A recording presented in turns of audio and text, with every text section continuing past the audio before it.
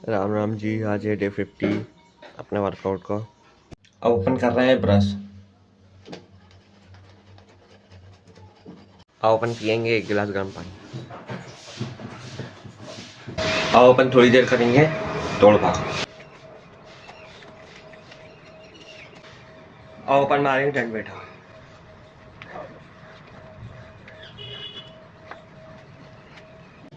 अब ओपन मारेंगे pushups.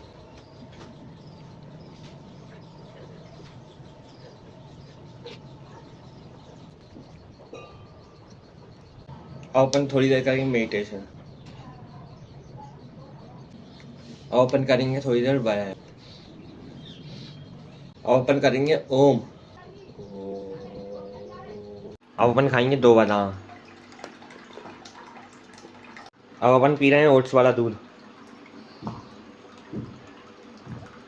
Subscribe, follow and like करना ना भूले। जय श्री राम।